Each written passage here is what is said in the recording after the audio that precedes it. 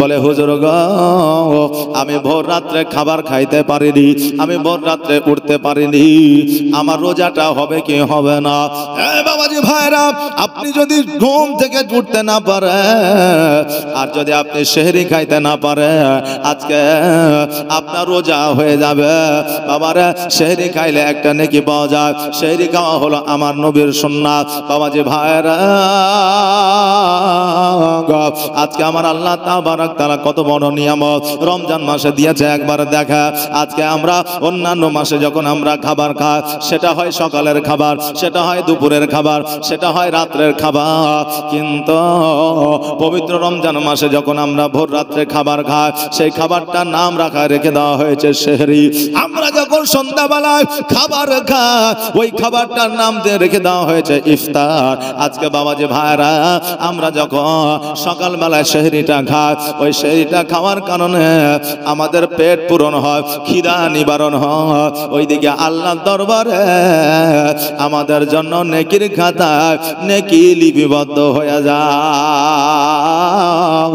আমরা যখন সন্ধ্যাবেলায় ইফতার করি রে বাবা, ইফতারের সময় আমরা যখন ইফতার নিয়ে বসে থাকি, আল্লাহর দরবারে দোয়া করি, আমার আল্লাহ তাবারক তাআলা বলে, হে ফেরেশতা শোনো রে,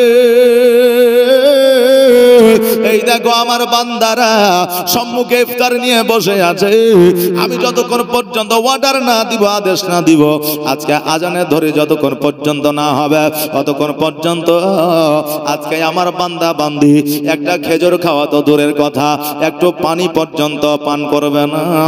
এত পিপাসা লেগেছে, বুকটা যেন শুকিয়ে গেছে, কলিজা যেন শুকিয়ে গেছে, তবু আমি আল্লাহ আমার ভয়ে পানি পান করে না।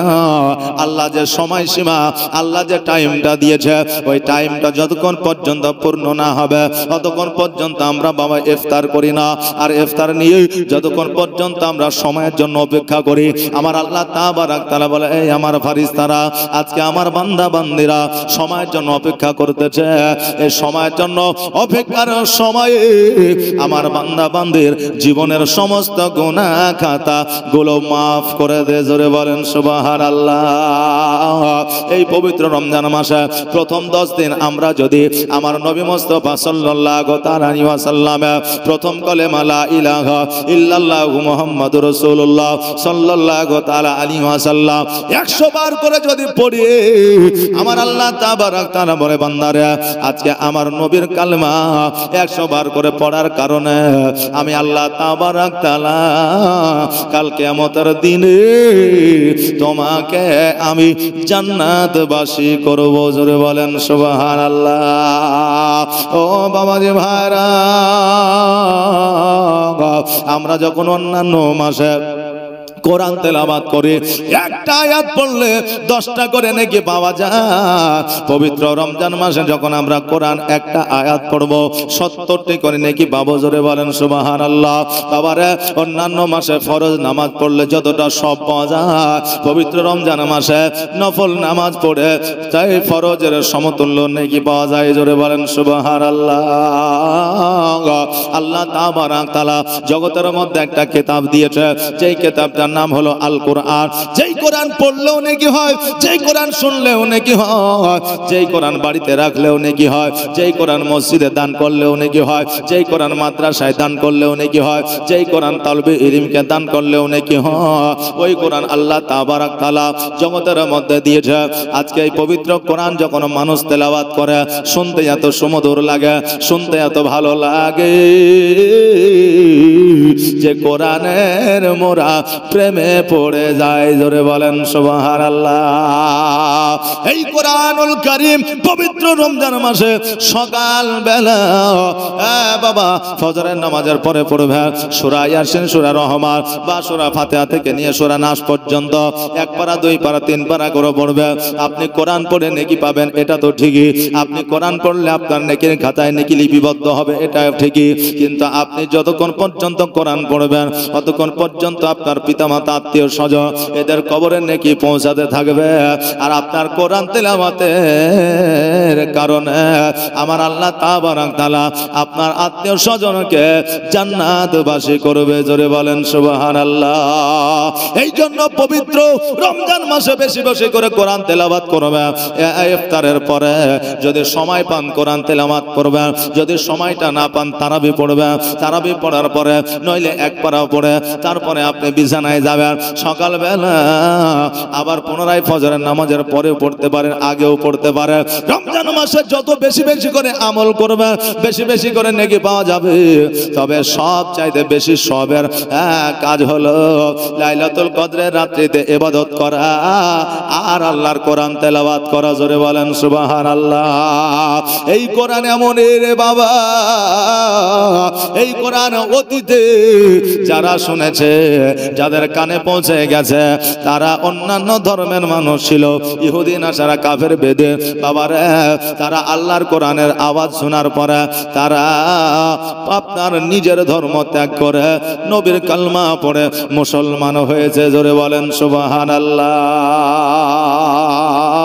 কোরআন আমার নবী মুস্তাফা সাল্লাল্লাহু তাআলা আলাইহি ওয়াসাল্লাম তেলাওয়াত করেছে। এখনো পর্যন্ত মোবাইলে বলে আর জালসায় বলে আর বাবা হাজী সাহেব বলে আর বাবা মুসল্লি বলে ইমাম সাহেব বলে, যখন কোরআন তেলাওয়াত করে ওই কোরআনের আওয়াজটা যখন কানের মধ্যে আসে মনে হয় আমাদের শরীরের মধ্যে একটা নতুন কিছু যেন আপনার আসলো আল্লাহর তরফ থেকে, আমাদের শরীরের প্রতি যেন রহমত বর্ষিত হইল। জোরে বলেন সুবহানাল্লাহ। কোরআনের আওয়াজ শুনলে দেখবেন মনটা বাবা শীতল হয়ে যায়। আর কোরআন যখনই শুনবেন তখনই ভালো লাগে না, লাগে না? যে কোরআনের আয়াত বাবা কোনোদিন পুরনো হয় নাই, কারো কাছে হবে না, কিয়ামত পর্যন্ত হবে না। জোরে বলেন সুবহানাল্লাহ। এই জন্য পবিত্র রমজান মাসে বেশি বেশি করে কোরআন তেলাওয়াত করবেন। বাবাজি ভাইরা, আমরা যখন রমজান মাসে রোজা করব, তারাবি পড়তে যাব, অনেকে চিন্তা করে আমি তো তারাবি পড়তে যেতে পারি না, আমার রোজাটা কি হবে, আমার রোজাটা কি হবে। অনেক বাপজিরা আছে বাবা বিড়ি খাওয়ার জন্য রোজা রাখে না, অনেকে আছে খিদা সহ্য করতে পারে না বলে খিদা আপনার রোজা রাখে না, অনেকে আছে তারাবি পড়তে যেতে পারে না বলে রোজা রাখে না। আছে না নাই? আচ্ছা বাবারে, তারাবিটা হলো আলাদা, রোজা হলো আলাদা। রোজাটা হলো আমাদের জন্য ফরজ। আপনি রোজা রাখবেন, যদি তারাবিতে পৌঁছাতে না পারে এই জন্য আপনার রোজা হবে না, এটা নয় এটা নয়, আপনার রোজা হয়ে যাবে। কিন্তু তারাবিতে যদি আপনি না যান, আপনি যে নেকি আপনি অধিকারী হইতে অতটা নেকি আপনি পাবেন না। তবে কারণবশত যদি আপনি তারাবিতে যাইতে না পারে আপনার রোজা ভঙ্গ হয়ে যাবে, এটা কোনো মশলা মাসাইল নয়। বাবাজি ভাইরা, আপনি আমি চেষ্টা করব তারাবিতে যাওয়া। বাচ্চা কাচ্চা ছোট ছেলেরা তারাবিতে যায় না, যায় না? তারাবিতে যায়, তাদেরকে সহানুভূতি দিবে, তাদেরকে আপনি বেশি বেশি করে মসজিদে নিয়ে আসার জন্য আগ্রহ দেখাবে। মসজিদে গেলে তাদের একটু যত্ন নিবে। বাবারে, আপনি আমাকে বলতে পারেন হুজুর গো, পবিত্র রমজান মাসে বাচ্চা কাচ্চারা মসজিদে আসে, নামাজ ভঙ্গ করে দেয়, লাফালাফি করে, মারামারি করে, হুড়াহুড়ি করে, যে এরকম হয় না? যে এই দেখেন মসজিদে যাবে, এমন এমন ছেলে পিলে আছে বুঝলে, নামাজে দাঁড়িয়েছে বন্ধু বান্ধব, আর পেছন থেকে বুঝলেন অন্য বন্ধু যাইয়া ওই বন্ধুর কাপড় খানকে তুলিয়ে দিবে, যে লুঙ্গি খানকে তুলিয়ে দিয়ে দুজনে লাগলে মারপিট, এইদিকে হাসাহাসি মারামারি হুড়ে চলছে। আগে যারা মুসল্লি আছে তারা পরবর্তীতে তোরা কাল থেকে মসজিদে আসবে না, তোরা এই করছে সেই করছে হ্যান করছে, এই কথা বলবেন না, কারণ এটা হচ্ছে সুন্নাতের বরখলাফ। কারণ আমার নবী বলেছেন যারা বাচ্চা হবে তারা মসজিদে এসে একটু হই হট্টগোল করবে, আর তাদেরকে বুঝাইতে হবে মসজিদে আসার জন্য বারণ করা যাবে না। কারণ আজকে যদি আপনি বারণ করে দেন, মসজিদ থেকে যদি চলে যায়, ও যদি আর মসজিদের দিকে আপনার সম্মুখীন না হয়, যদি আগ্রহী না হয়, এই জন্য পুরো আপনার গুনাহ আপনার হবে। কথা কি বুঝতে পারলেন? এই জন্য আমার নবী বলেছেন যখন দেখবে মসজিদে বাচ্চাদের পেছনে কিচির মিচির আওয়াজ নাই, চিল্লা চিল্লি নাই, হুড়াহুড়ি নাই, জানবেন পরবর্তীতে আমাদের ভবিষ্যতে মসজিদের মুসল্লি থাকবে না। কথা বুঝতে পারলেন না? এই জন্য বাচ্চা কাচ্চারা আসবে পবিত্র রমজান মাসে, তাদেরকে সহানুভূতি দেখাবেন, তাদেরকে ভালোবাসা দিবেন, তাদেরকে বুঝাবেন যে এই রকম ভাবে নামাজ হয় না, দরকার হলে মাঝে মাঝে নিয়ে নেবেন। একটা আপনারা আইন চালু করবেন, তবে বাচ্চাদেরকে মসজিদ থেকে আপনি বাড়ি পাঠিয়ে দিবেন না, বাচ্চাদের আসতে বারণ করবেন না। বাবাজি ভাইরা, এইভাবে তারাবির নামাজ আমরা যদি আদায় করি, তারাবির নামাজ যদি আমরা পড়ি, 30টা তারাবি যদি কমপ্লিট করতে পারি, তারাবি যদি আল্লাহ কবুল করে না, আজকে আমাদের জীবনের গুনাহগুলো মাফ হয়ে যাবে। আরে বাবা, আজকে পৃথিবীর মধ্যে অনেক মতভেদ রয়েছে। কেউ বলছে 8 রাকাত তারাবি, কেউ বলছে 20 রাকাত তারাবি। আজকে আমরা আহলে সুন্নাত ওয়াল জামাতের মানুষ, আমরা বলি 20 রাকাত তারাবি। আপনি বলবেন হুজুর গো, আজকে আহলে হাদিসরা বলতেছে, আজকে অন্যান্য আপনার লামাযহাবীরা বলতেছে 8 রাকাত তারাবি মক্কা মদিনায় হয়। বাবাজি ভাইরা, যারা মক্কা মদিনায় গিয়েছে হজ করার জন্য, তাদেরকে জিজ্ঞাসা করে নেবেন মক্কা মদিনায় এখনো পর্যন্ত 20 রাকাত তারাবি হয়। এই জন্য আমাদের নবী মুস্তাফা সাল্লাল্লাহু তাআলা আলাইহি ওয়াসাল্লামের সাহাবীগণ 20 রাকাত তারাবি পড়েছে, আমরাও 20 রাকাত তারাবি পড়বো, বলেন ইনশাআল্লাহ। এটা আওয়াজ দিয়ে বলেন না ইনশাআল্লাহ। বেরাদার, এই পবিত্র রমজান মাসে বেশি বেশি করে কোরআন তেলাওয়াত করতে কেন বলছি? কারণ আমার নবী মুস্তাফা সাল্লাল্লাহু তাআলা আলাইহি ওয়াসাল্লাম পবিত্র রমজান মাসে কোরআন তেলাওয়াত করেছে, আর একটা বাচ্চা মসজিদের পাশে বসে আপনার খেলাধুলা করতে আছে, যেমনই ওই বাচ্চাটার কানে কোরআনের আপনার আওয়াজটা ভেসে আসলো, ওই বাচ্চা বলে হায় রে, এত সুন্দর আওয়াজ কোথা থেকে আসে? গুটি গুটি পায়ে যেন আগিয়ে গেল। আগিয়ে যাওয়ার পরে আপনার মসজিদের দরওয়াজার সম্মুখে দাঁড়ায়া আছে, আমার নবী যেন সকালবেলা কোরআন তেলাওয়াত করতে আছে। এবার বাবারা, ওই বাচ্চা দাঁড়িয়ে দাঁড়িয়ে আমার নবীজির কোরআন তেলাওয়াত শুনতে আছে, আর আমার নবীজি কোরআন যেন আপনার পড়তে আছে। এবার আমার নবী মুস্তাফা যখন কোরআন তেলাওয়াতটা বন্ধ করলেন, বন্ধ করার পরে যখন বাড়ির দিকে অগ্রসর হইলেন, দেখছে যেন একটা বাচ্চা যেন আপনার দাঁড়িয়ে আছে। আমার নবীজি বললে, বাচ্চারে তুমি আজকে এই জায়গায় দাঁড়িয়ে আছো, কারণটা কি? বলে হুজুর গো, আপনি যে কিতাবখানা আপনি পড়তেছিলেন, ওই কিতাবখানা কি কিতাব? আজকে এত সুমধুর কণ্ঠে আপনি পড়তেছিলেন, এত সুন্দর লাগতেছিল হুজুর, আরো একবার যদি পড়তেন আমি শুনতাম। আমার নবী বলে, বাচ্চা এখন আর আমি পড়বো না, আগামী কালকে আবার এই সময় পড়বো। এবার বাবারা, ওই বাচ্চা কিন্তু বাড়িতে চলে গেছে। পরের দিন সকালবেলা আবার এসে মসজিদে দাঁড়িয়ে গেছে। নবী আমার কোরআন তেলাওয়াত করার পরে আবার যখন বাইরে বের হচ্ছে, বের হওয়ার পরে দেখছে যেন বাচ্চা দাঁড়িয়ে আছে। বাচ্চাটি বলে, হুজুর গো, আজকে আপনি যে কিতাবখানা পড়ে এত সুমধুর কণ্ঠে এত সুন্দর লাগে, নবী গো, আজকে ওই আওয়াজে যেন আমি পাগল হয়ে গেছি, ওই আওয়াজের যেন প্রেমে পড়ে গেছি। ইয়া রাসূলুল্লাহ, ইয়া হাবিবাল্লাহ, নবী গো, আজকে আমিও এই রকম করে ওই কিতাবখানা পড়তে চাই। আমার নবী মুস্তাফা সাল্লাল্লাহু তাআলা আলাইহি ওয়াসাল্লাম বললেন, বাচ্চা শোনো রে, আজকে কিতাবখানা তোমাকে পড়তে গেলে, আমার মতো করে সুন্দর করে পড়তে গেলে, তোমাকে সর্বপ্রথম ইসলাম ধর্ম গ্রহণ করতে হবে। ইসলাম ধর্ম গ্রহণ করার পরে আজকে কিতাবখানা তুমি পড়তে পারবে। কেন না আজকে ইসলাম ধর্ম না গ্রহণ করলেও অনেকে কোরআন তেলাওয়াত করে, কিন্তু বাবা রে, যারা বেধর্মে কোরআন তেলাওয়াত করে তারা কিন্তু মহব্বতের সহিত আপনার কোরআন তেলাওয়াত করে না। তারা জানার জন্য, বোঝার জন্য কোরআন তেলাওয়াত করে, কোরআনের ভুল খোঁজার জন্য তারা কোরআন তেলাওয়াত করে। কিন্তু নবীর কালমা পড়ে যদি কোরআন পড়া হয়, ওই কোরআনের প্রতি মহব্বত আলাদা হয়ে যায়। এই জন্য আমার নবী বলে, বাচ্চা আজকে তোমাকে আগে নবী আমার কালেমা পড়ে নিতে হবে, তারপরে কোরআন তেলাওয়াত করবে। বাচ্চাটা বলল, হুজুর গো, আমার মা মূর্তি পূজা করে, আমার মা পাথর পূজা করে, সূর্য পূজা করে, আমার আব্বা মূর্তি পূজা করে, পাথর পূজা করে। ইয়া রাসূলুল্লাহ, আজকে আমার মা আব্বাকে বুঝাইব, আমার মা আব্বা যদি মেনে নেয়, আমরা সকলে এসে আপনার কাছে কোরআন তেলাওয়াত করব, আপনার কাছে কালমা পড়ব, আমরা মুসলমান হয়ে যাব। নবী আমার বলে, বাচ্চারে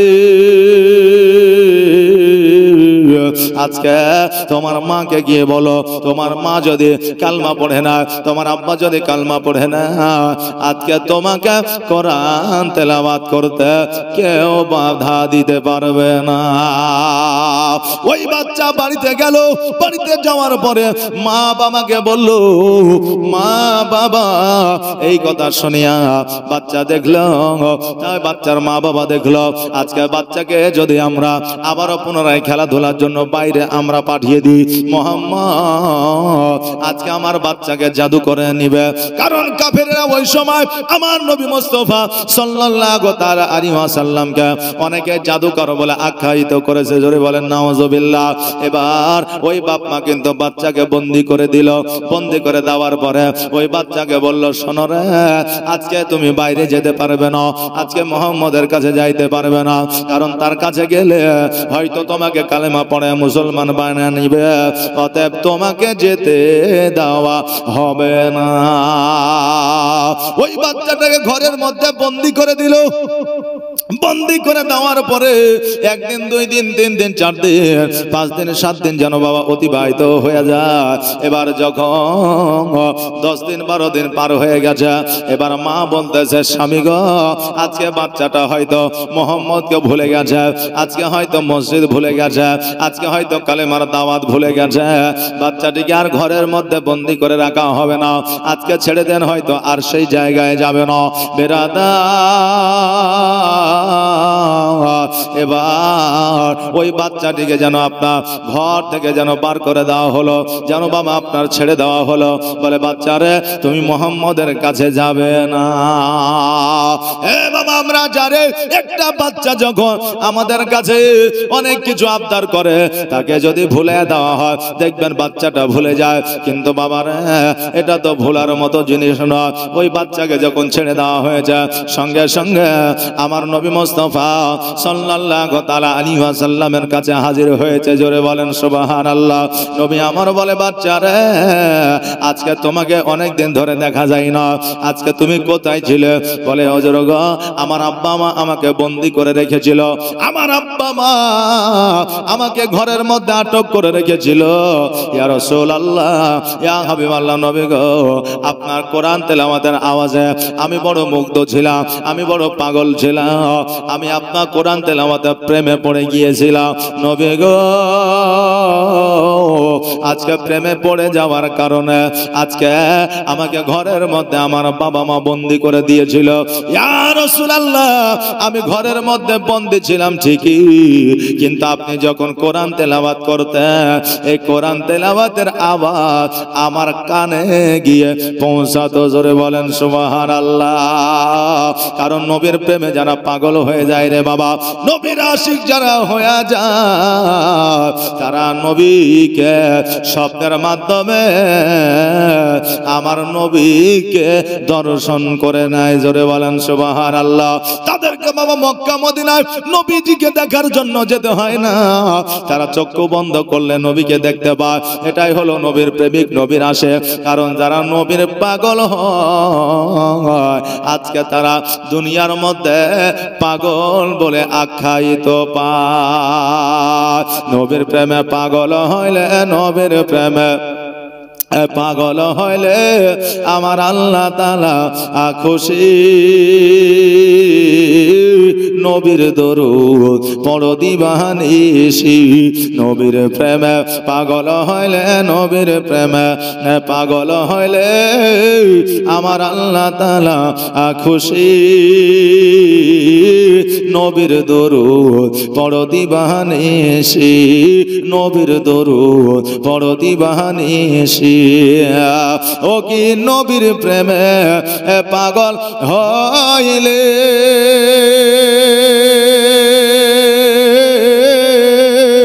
আমার আল্লাহ আল্লাহ তাআলার দিদার মিলে গো। জোরে বলেন সুবহানাল্লাহ। ও কি নবীর প্রেমে পাগল হইলে আমার আল্লাহ তাআলার দিদার মিলে গো। থাকো যদি যদ বাহালে, থাকো যদি আজদ বাহালে, হইয়া প্রেম ও দাসী নবীর দরুদ পড় দিবানিশি। নবীর প্রেমে পাগল হইলে, নবীর প্রেমে পাগল হইলে আমার আল্লাহ তাআলা খুশি। নবীর দরুদ পড় দিবানিশি, নবীর দরুদ পড় দিবানিশি।